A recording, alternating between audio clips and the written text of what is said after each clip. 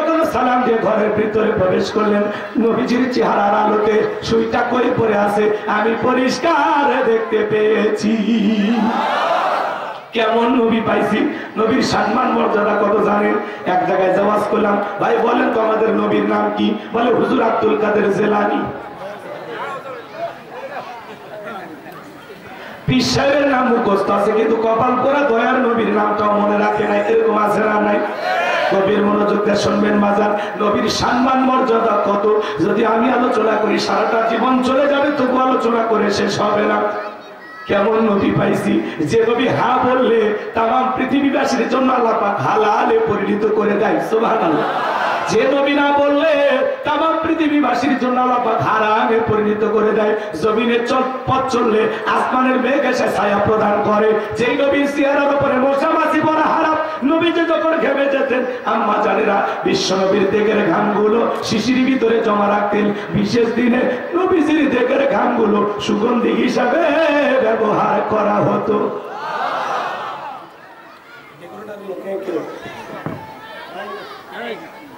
বাবা গলা টানতেছে একটু,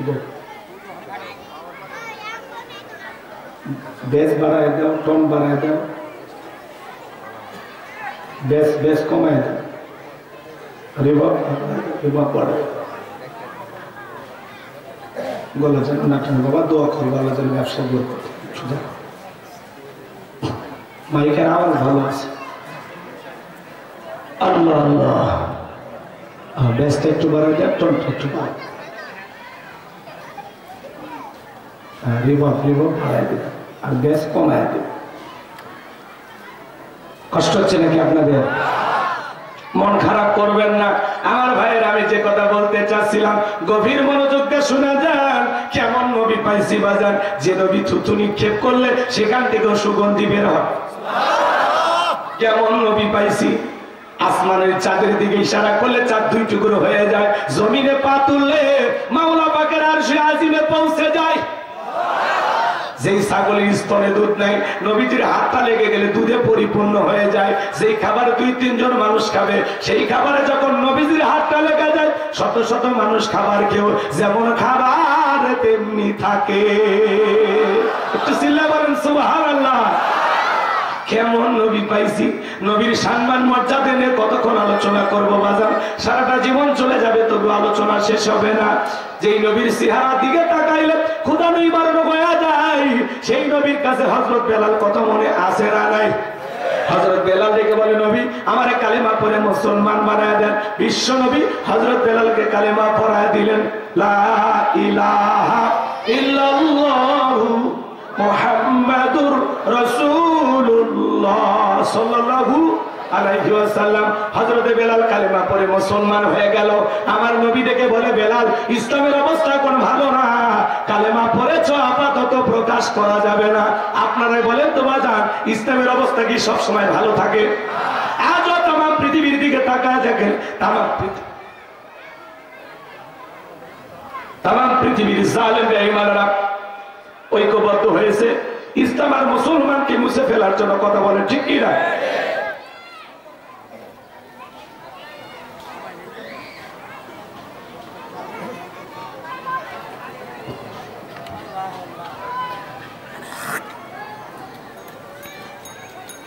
গভীর মনোযোগ দিয়ে কথাগুলো শুনবেন বাজার।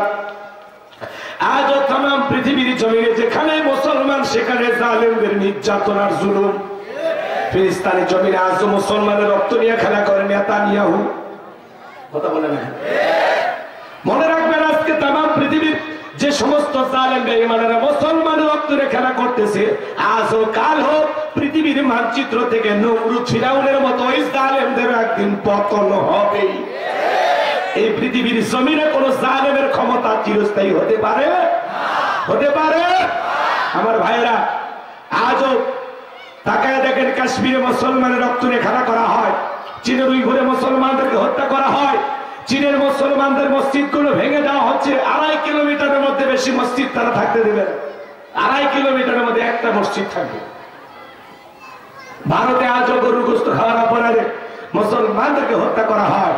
তাম পৃথিবীর জালেম বেঈমানের ঐক্যবদ্ধ হয়েছে ইসলাম আর মুসলমানকে মুছে ফেলবে, কিন্তু ওরা তো জানে না ইসলামের সুইচ কার হাতে। আরেকটু জোরে বলেন, ইউরিদুনা লিতুফিউ নূরাল্লাহি বিআফওয়াহিহিম আল্লাহু মুতিম্মু নূরিহি ওয়ালাউ কারিহাল কাফিরুন। সূরা সফে আল্লাহ পাক জানিয়ে দিলেন কাফেররা চাই মুখের ফুৎকারে দিনের আলোকে, ইসলামের আলোকে, কোরআনের আলোকে নিভাইয়া দিতে। আমার আল্লাহ ডেকে বলেন আল্লাহু মুতিম্মু নূরিহি, এই জমিনে দিনের আলোকে, কোরআনের আলোকে, ইসলামের আলোকে আমি আল্লাহ পাক প্রতিষ্ঠিত করে ছাড়বো। যদিও কাফের বেঈমানদের অন্তরে যত ধরনের জ্বালা যন্ত্রণা হোক না কেন, কথা বলেন ঠিক কিনা? ভালো করে বোঝার চেষ্টা করবেন বাজার। বাংলার ভূখণ্ডের দিকে তাকায় দেখেন, যারা বাংলাদেশের মুসলমানের রক্ত নিয়ে খেলা করেছিল, নিরীহ আলেমদেরকে ফাঁসির দড়িতে ঝুলিয়েছিল, মাদ্রাসার এতিম বাচ্চাদেরকে শাপলা চত্বরে হত্যা করে বিদায় করে দিয়েছিল, যাদের হাতে মুসলমানের রক্ত লেগেছিল, যারা মুসলমানের জানমালের নিরাপত্তা দিতে ব্যর্থ হয়ে মুসলমানের বুকে গুলি চালিয়ে হত্যা করেছিল, মুসলমানের রক্ত নিয়ে যে সমস্ত বেঈমানেরা খেলা করেছিল, আজকে তারা পরাজিত। এজন্য মুসলমানের গায়ে হাত দিতে নাই। যারা পালিয়ে গেছে তাদের সবচেয়ে বড় অপরাধ ছিল এই দেশের নিরীহ মানুষের উপরে নির্যাতন জুলুম চালানো, আলেমদেরকে লাঞ্ছিত করা, কথা বলে ঠিক কিনা? যারা আলেমদেরকে লাঞ্ছিত করেছিল আজকে আলেমেরা পীরের বেশে ফুলের মালা গলায় দিয়ে ঘোরে, আর যারা লাঞ্ছিত করেছিল আজকে তারা কত বাচ্চারা পালানোর জন্য, কথা বলে ঠিক কিনা? অহংকার করতে নাই। আমরা বারবার বলেছিলাম পদত্যাগ করেন, কথা বলে না। আল্লাহ বলে কিসের পদত্যাগ? এরা যে অন্যায় অপরাধ করেছে এদের পাপের 16 কলা পূর্ণ হয়েছে, শুধু পদত্যাগ না, আমি আল্লাহ এদেরকে দেশ ত্যাগ করতে বাধ্য করব। ইন্না বাতশা রাব্বিকা লাশাদীদ, আল্লাহর পাকড়াও বড় কঠিন। আল্লাহ ধরে ধরে না, যেদিন ধরবে মামুবাড়ি দিল্লি গিয়ে পড়বে, কথা বলে ঠিক কিনা? কোরআনের পাকে আল্লামা সাইদি হুজুর বলেছিল 12 কোটিতে গাছের কোরআন আনা দেবে, মামুবাড়ি দিল্লি গিয়ে পড়বে। শুধু কোটির সংখ্যা বেড়ে গেছে, 18 কোটিতে নাড়া দিতে চলে গেছে। কথা কন, 45 মিনিট টাইম পাইছিল। আমরা বলতে চাই যারা আলেমদেরকে লাঞ্ছিত করেছিল তারা 45 মিনিট টাইম পেয়েছে। আগামীতে যারা আলেমদের গায়ে হাত দেওয়ার ষড়যন্ত্র করবা, এই দিনটা মনে রাখবা, ওরা তো হেলিকপ্টারে চড়ার টাইম পাইছে। ভবিষ্যতে যারা আলেমদের গায়ে হাত দেওয়ার চক্রান্ত ষড়যন্ত্র করবে, রাজাকারের টাঙ্কা ব্যবহার করে ওলামা ইকরামদেরকে লাঞ্ছিত করতে চাইবে, ওরা 45 সেকেন্ড সময় পাবে না, পাবে। আলেমদেরকে লাঞ্ছিত করবেন না। ওলামা ইকরাম এই বাংলাদেশের সবচেয়ে বেশি দেশপ্রেমিক, আলেমেরা এই দেশকে বেশি ভালোবাসে। আলেমেরা দুর্নীতি করে বিদেশে বাড়ি করে না, দুর্নীতি করে কারা বাড়ি করেছে হিসাব করে দেখেন। 11 লক্ষ কোটি টাকা দুর্নীতি করে বিদেশে পাচার করা হয়েছে। নেতা দেশি বাড়ি কানাডা, আমেরিকায়, কথা বলে না কেন? নির্বাচনের আগে একটা হুন্ডে কেনার টাকা নেই, হুন্ডে চেনেন না? মোটর সাইকেল চেনেন তো? সাইকেল কেনার টাকা নেই। নির্বাচিত হয়ে গাড়ি বাড়ি সম্পদ, ঢাকায় বাড়ি, বিদেশে বাড়ি, বাপরে বাপ, টাকা মানে জিবরাইল দিয়ে গেছে। কথা কোন না গাড়ি এরকম আছে না? নাই বড় বড় কথা বলতো, পারাবো না, হারাবো না, তুই সব পালিয়ে গেছে। আচ্ছা আছে এমপি মন্ত্রী কেউ আছে? মন্ত্রীরা সব কোথায় গেল? এমপিরা সব কোথায় গেল? কোথায় কাদের কাকা? ওদের সারা দেশটা এখন লাগে ফাঁকা ফাঁকা। পালাবো না, পালাবো না, পালাবো না, যাই না তাদের দেখা। ওদের সারা দেশটা এখন লাগে ফাঁকা ফাঁকা। আইন মন্ত্রী আটকে গেল আইনেরই ফাঁকে, দাড়ি সারা দরবেশটারে ভণ্ড ভণ্ড লাগে। শুনেছি ভাই কত নেতা নেত্রী খাইতেছে ভাই ডান্ডা, বিচারপতি কালামানিকের ফাটিয়েছে নাকি আন্ডা। এটা আমার খবর না, মিডিয়ার খবর। এই বিচারপতি শামসুদ্দিন মানিক আল্লামা সাইদি হুজুরকে মৃত্যুদণ্ডের রায় দিয়েছিল। আমরা বলতে চাই ওই একই ট্রাইব্যুনালে বিচারপতি মানিককে মৃত্যুদণ্ডের রায় দিতে হবে। এই বিচারপতি মানিক 116 জন আলেমের তালিকা করে দুদকের কাছে জমা দিয়েছিল। আমার রোল নাম্বার ছিল 23। ওই 116 জনের মধ্যে আমি কত? আপনারা চেনেন না? ওরা ঠিকই চেনেন। রাগ করতেছে? যারা আলেমদের তালিকা করেছিল আজকে বিনা তালিকায় জেলখানায়। কার খেলা? কার খেলা? রাজাকারের বাচ্চা করে এদেশের ছাত্র আন্দোলনের সবাইকে অপমান করেছিল এই বাণী। বৃদ্ধ হয়ে গেছে কিন্তু বেয়াক্কেল মার কালো, এদের আক্কেল নাই, কথা কয় না? রাগ করতেছেন? পলকের ঝলক এলো, পলকের ঝলক এলো, থামিয়ে নেটের চাকা, ওদের সারা দেশটা এখন লাগে ফাঁকা ফাঁকা। কোথায় গেল সংসদেতে মমতাজের গান, কোথায় গেল হযরত ওয়ালা শামীম ওসমান? 70 টাকা তাহাজ্জুদ পড়তো বিদের ফলে আল্লাহর ওলি দাবি করছিল, 41 সাল পর্যন্ত টিকে থাকা স্বপ্ন দেখেছিল। কিন্তু 24 সালের 5 আগস্টে ভাগ্যে কি আছে আল্লাহর ওলিরা জানতো না। মাইক পেলে বলতো খেলা হবে, খেলা হবে। আজকে পুরো বাংলাদেশের মাঠ পড়ে আছে, খেলোয়াড়রা নাই। আর একজন তো কথা বলার শক্তিই নেই, তাও বলতো খেলা হবে। রাগ করে এলে মনের দুঃখ, দুঃখ একটু জ্বালা মিটাইতেছি। রাগ করে কিচ্ছু করার নাই। আমি এই কায়দায় ওয়াজ করি, পারলে দাওয়াত দিবেন, না পারলে আসসালামু আলাইকুম। হক কথা বলা লাগে। ওরা চুরি করবে, দুর্নীতি করবে, ডাকাতি করবে, দেশটাকে লুটে পুটে খেয়ে দেশের রিজার্ভ শূন্য করবে, আর ওদের কথা বলা যাবে না। আপনার কথা শুনে ওয়াজ করা লাগবে দিলে ভাই।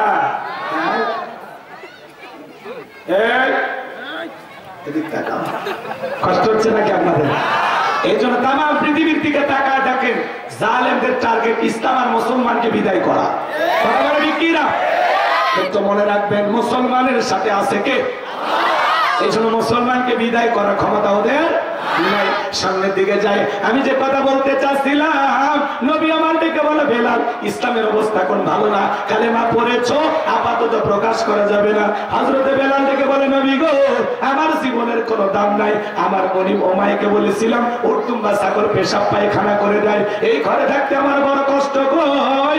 ওমাই ডেকে বলে বেলাল, বেলাল রে উর্তুম্বা ছাগলের দাম আমার কাছে আছে, কিন্তু তোর মতো কালো হাসি বেলালের দাম আমার কাছে নাই। জোরে কন্যা নাউজুবিল্লাহ। আপনি শুধু দোয়া করে দেন মৃত্যু পর্যন্ত যেন আমি কালেমার পথে টিকে থাকতে পারি। হযরত বেলাল চলে গেলেন।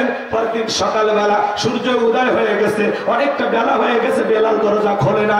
অন্য চাকর যারা আছে নালিশটা চলে গেছে ওমায়ের কাছে, যা বলে নেতা এখন পর্যন্ত বেলাল দরজা খোলে নাই, তাই নাকি? বলে হ্যাঁ ঠিক আছে চলো যাই। দরজায় ডাক দেয়, এ বেলাল দরজা খোল। হযরতে বেলাল দরজা খোলে না, জোরে করে ধাক্কা মারছে, তখন দরজা খুলে গেছে। তখন এইবার ওমায় তাকায় দেখে সেই রাত্রিতে হযরতে বেলাল কালেমা পড়ে মুসলমান হয়েছে।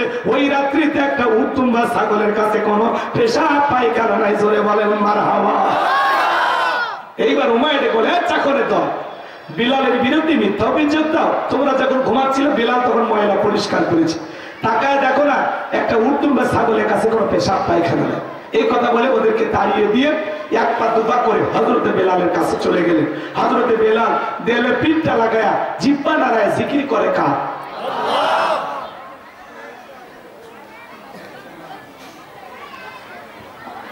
এইবার ওমায়ের কাছে যা হালকা করে একটু ধাক্কা মারছে, হযরতে বেলালের জবান দিয়ে কালেমার আওয়াজ বের হয়েছে। সুবহানাল্লাহ বলে। এইটা শোনার সঙ্গে সঙ্গে উমাইয়া ডেকে বলে বেলাল তোর জবান দিয়ে কি শুনলাম, তুমি কি মুসলমান হয়েছ? হযরতে বেলাল ডেকে বলেন গতকাল রাত্রিতে নবীজির হাতে হাত রেখে আমি কালেমা পড়ে মুসলমান হয়েছি। মুসলমান হয় যারা মিথ্যা কথা বলতে পারে না তারা। ওয়াকুলু কাওলান সাদীদা। আল্লাহু আকবার। মুসলমানরা হবে সত্যবাদী, মুসলমানরা কখনো মিথ্যাবাদী হতে পারে? আর আমাদের সমাজে মিথ্যাবাদী আছে না? মিথ্যা বলতে বলতে চেহারাটা বেঁকা হয়ে গেছে, এক পা কবরে ঢুকে গেছে, এত মিথ্যা কথা বলে শয়তান পর্যন্ত বলে আমি এত খারাপ না। কিছু কিছু মানুষ আছে বলে মিথ্যা না বললে হুজুর পেটের ভাত হজম হয় না। আছে না? আমার ভাইয়েরা গভীর মনোযোগ দিয়ে কথাগুলো শুনে যান বাজান। আমি গুনাহগার যে কথা বলতে চাই, এইবার উমাইয়া ডেকে বলে বেলাল উর্তুম্বা ছাগলের মালিক তোরে বানায় দেব, থাকার জন্য ভালো ঘরের ব্যবস্থা করে দেব। হযরতে বেলাল ডেকে বলে উমাইয়া দুনিয়ার কোন পার্থিব সম্পদের বিনিময়ে বেলাল তার ঈমান বিক্রি করবে না। বলে আমার কথা না শুনলে বড় নেতা আবু যুলকে খবর দিব। হযরতে বেলাল লেগে বলে, কোন বড় নেতা ছোট নেতা এখন কাউকে কোন টাইম নাই, আমি দুনিয়ার কোন আবু জাহেলকে ভয় করি না, আমি ভয় করি আমার আল্লাহকে। এইবার ওমায় দৌড়ে চলে গেল আবু জাহেলের বাড়ি।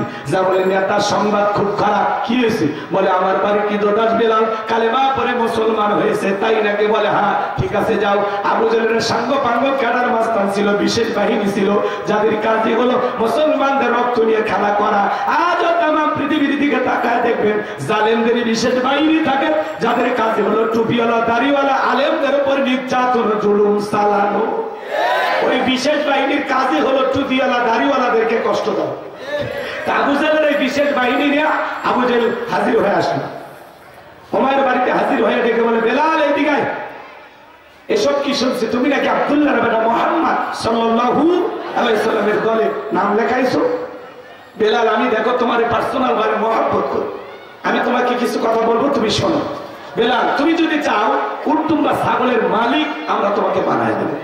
তুমি যদি চাও ব্যবসা বাণিজ্য করবা, দিরহাম টাকা পয়সা যা লাগে সব দেবো, তোমার জন্য ভালো ঘরের ব্যবস্থা করে দেবো। তুমি চাইতে দেরি, তোমার চাহিদা পূরণ করতে আমরা দেরি করবো না। এবার তুমি বলো রাজি কিনা? শর্ত একটাই, আব্দুল্লাহর বেটা মুহাম্মদ সাল্লাল্লাহু আলাইহি সাল্লামের ধর্ম ত্যাগ করে আবারও আমাদের ধর্মে ফিরে আসতে হবে। হযরত বেলাল দেখে বলে, আবু জাহেল রে, দুনিয়ার সব সম্পদ যদি আমি বেলালকে দিতে চাও, দুনিয়ার সব সম্পদ ছাড়তে রাজি, কিন্তু বিশ্ব নবীর কালেমা ছাড়তে রাজি নাই। চিৎকার মেরে বলুন সুবহানাল্লাহ। বেলালের মতো যারা খাঁটি ইমানদার, এদেরকে টাকা দিয়ে কেনা যায় না। মুনাফিক মার্কা মুসলমান যারা টাকার কাছে বিক্রি হয়, তারা টাকা যেদিকে ওদের ফতুয়া সেই দিকে, টাকার জোরে ফতুয়া করে। কথা ক্লিয়ার না ভেজা? টাকা পাইলে বাতিলের পাঁচাটা গোলাম হয়, কথা বলেন আছে না নেই? টাকা পাইলে বৈধকে অবৈধ বলে ফতুয়া দেয়, অবৈধকে বৈধ বলে চালিয়ে দেয়। টাকা পাইলে বিরিয়ানি পাইলে কই ম্যাডাম আপনি জান্নাতি, কথা কয় না, কথা কয় না, সামনের দিকে যায়।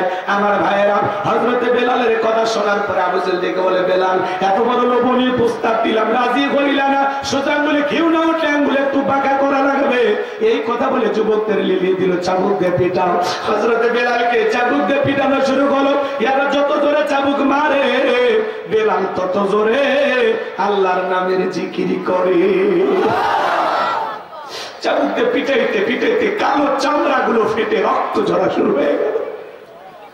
আবু জাহেল ডেকে বলে, বেলাল মারতে মারতে কালো চামড়া গুলো ফেটে রক্ত ঝরতেছে, তারপরে কি নবী মুহাম্মদের কালিমা ছাড়বি না? হযরতে বেলাল ডেকে বলে, আবু জাহেল মারতে মারতে যদি মেরেও ফেলে দাও, জীবনটা দিতে রাজি, আমার নবীর কালিমা ছাড়তে রাজি নাই। আল্লাহু আকবার। এইবার আবু জাহেল ডেকে বলে, হে যুবকের দল, বেলালের পায়ে রশি বাঁধো, উটের পায়ের সাথে বাঁধো। হযরতে বেলালের পায়ে রশি দিয়া বাঁধার পরে উটের পায়ের সঙ্গে লাগাইয়া আরবের উত্তপ্ত গরম বালিতে ছেঁচড়াইয়া ছেঁচড়ে নিয়ে ঘোরা হলো। আরবের বালিগুলো এত গরম, চাল দিলে মুড়ি হয়ে যায়। এই উত্তপ্ত গরম বালিতে হযরত বেলালকে ছেঁচড়াইয়া ছেঁচড়াইয়া নিয়ে ঘোরা হলো। বাবলা গাছের কাঁটাগুলো জিহ্বার ভিতরে পেরেকের মতো মারা গেল। তবুও আল্লাহর আল্লাহর জিকির থামায় না। বিকেল বেলা নিয়ে এসে বলে, বেলাল চাবুক দিয়ে পিটাইলাম, পায়ে রশি লাগাইয়া নিয়ে ঘুরলাম রে বেলাল, এত নির্যাতন জুলুম করা গেল, তারপরেও কি কালেমা ছাড়বি না?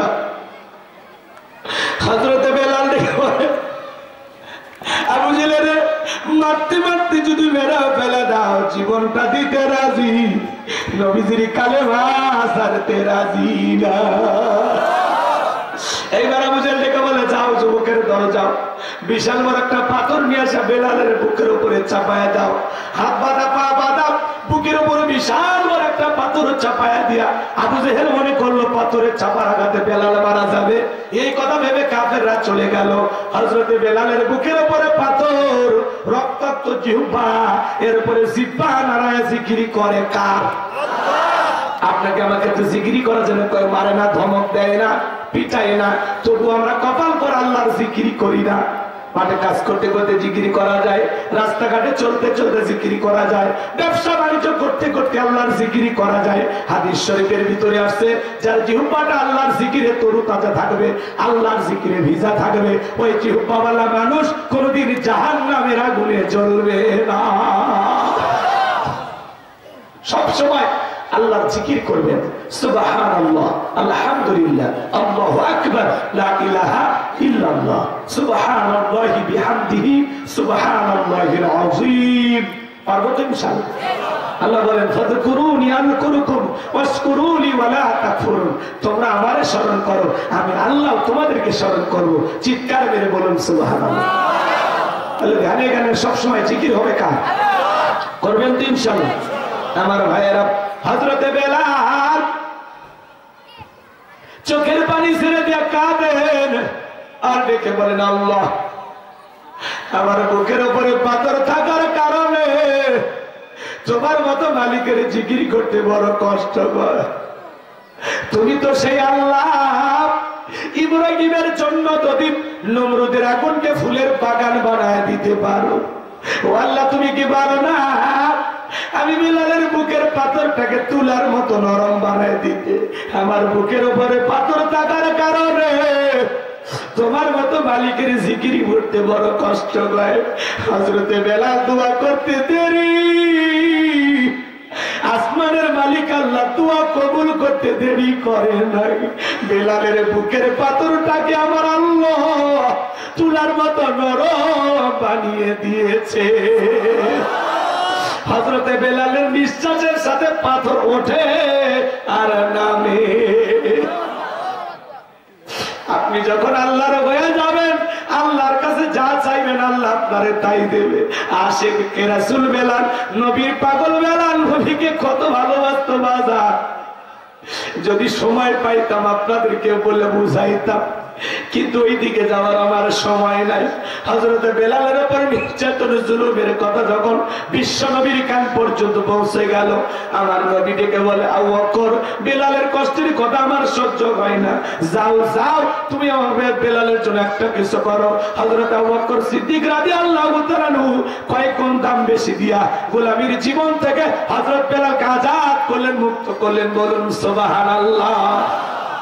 এই যখন ইসলামের অবস্থা, একদিকে সন্তান হারানোর ব্যথা, অন্যদিকে সাহাবায়ে কেরামদের উপর নির্যাতন জুলুম, এই জন্য নবীজির মনটা ভীষণ খারাপ। গভীর মনোযোগ দিয়ে কথাগুলো শুনে যাবেন বাজার। আমি গুনাহগার যে কথা বলতে চাচ্ছিলাম,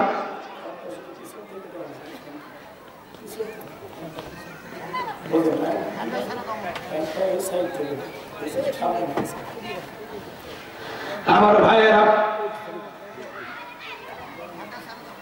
একদিকে সন্তান হারানোর ব্যথা, সাহাবায়ে কেরামদের উপর নির্যাতন জুলুম, এই জন্য নবীজির মনটা খারাপ।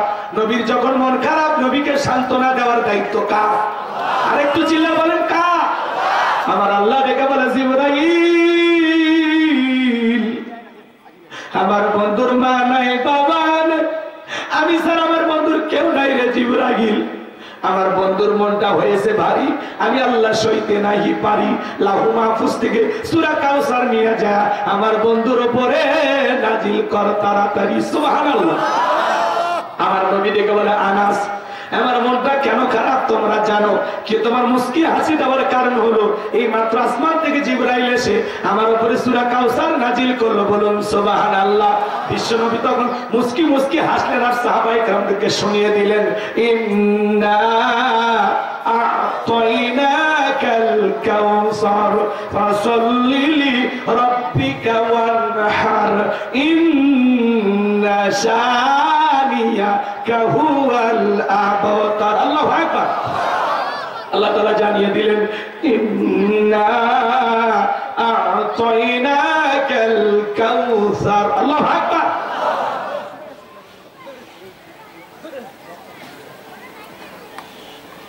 আল্লাহ তাআলা জানিয়ে দিলেন, অবশ্যই আমি আল্লাহ পাক আপনাকে হাউজে কাউসার দান করেছি। সুবহানাল্লাহ। ইন্না আ'তাইনাকাল কাউসার, নিশ্চয়ই আমি আল্লাহ পাক আপনাকে হাউজে কাউসার দান করেছি। এই হাউজে কাউসার আল্লাহ পাক পৃথিবীর অন্য কোনো পয়গম্বরকে দান করেন নাই। আপনার আমার নবীকে আল্লাহ পাক হাউজে কাউসার গিফট করেছেন, হাউজে কাউসার দান করেছেন। এই হাউজে কাউসারের পানি দুধের মতো সাদা, মধুর চাইতে মিষ্টি, পানির চাইতে ক্লিয়ার। ওই কঠিন কিয়ামতের ময়দানে যেদিন বিচার দিবস কায়েম হয়ে যাবে, বিচার দিবসের একদিন হবে 50,000 বছরের সমান। যেদিন সূর্য সোহাগ মাথার উপরে চলে আসবে, সূর্যের তাপে জমিনটা হয়ে যাবে তামার জমিন। কথা বোঝেন নাই মনে হয়? ওই কঠিন কিয়ামতের ময়দানে যেদিন পাহাড় পর্বত নদী নালা খাল বিল বিল্ডিং আমারত কোনো কিছু থাকবে না। কুল্লু মান আলাইহা ফান। এই পৃথিবীর জমিনে যা কিছু দেখতেছেন কোনো কিছু থাকবে না। ওই কঠিন কিয়ামতের ময়দানে বেঈমানদের জিহ্বা ঝুলে আসবে নাভি পর্যন্ত। যেদিন মা তার সন্তানের পরিচয় দেবে না, স্বামী স্ত্রীর পরিচয় দেবে না, ভাই ভাইয়ের পরিচয় দেবে না। ওই কঠিন কিয়ামতের ময়দানে আল্লাহর আরশের ছায়া ছাড়া আর কোন ছায়া থাকবে না। ওই ছায়ার ভিতরে আল্লাহ পাক শাস্ত্রীর মানুষকে ছায়া দান করবেন। এটা হলো কিয়ামতের ময়দানে আল্লাহ তৈরি করা ভিআইপি গ্যালারি। সেখান থেকে ওই শাস্ত্রীর মানুষ কিয়ামতের ফাইনাল খেলা উপভোগ করবে। কিয়ামতের দিন হলো ফাইনাল খেলা। কি খেলা? রাগ করেন? সেদিন মানুষ দলে দলে পানি পানি বলে চিৎকার মারবে, আর দলে দলে মানুষ বিশ্ব নবীর দিকে আগাবেন। নবীজির হাতে হাউজে কাউসারের পানি পান করার জন্য দৌড়ে যাবেন। আল্লাহ পাক তখন কিছু মানুষের সামনে পর্দার আবরণ তৈরি করে দিবেন। কিছু মানুষের চোখের সামনে যখন পর্দার আবরণ তৈরি করে দিবেন, আমার নবী তখন দেখে বলবেন, আল্লাহ আমি সংখ্যায় আমার অনেক উম্মতকে দেখতে পাইলাম, কেন জানি সংখ্যাটা কমে গেল। আমার আল্লাহ দেখে বলে, বন্ধু পাইকারি করে আপনি সবাইকে হাউজে কাউসারের পানি পান করাইতে পারবেন না। দুনিয়ার জীবনে দুইটা অপরাধ করেছিল যারা, আজকে হাউজে কাউসারের পানি পাবে না তারা। কয়টা অপরাধ? জোরে বলেন কয়টা? ওই অপরাধ আপনার আমার ভিতরে থাকতে পারে কিনা? তাহলে কি সেই দুইটা অপরাধ? যে দুইটা অপরাধের কারণে হাউজে কাউসারের পানি পাওয়া যাবে না, আমি বলবো একটু অপেক্ষা করেন আমার ভাইয়েরা। বিশ্ব নবীর কাছে যখন যাবেন হাউজে কাউসারের পানি পান করার জন্য,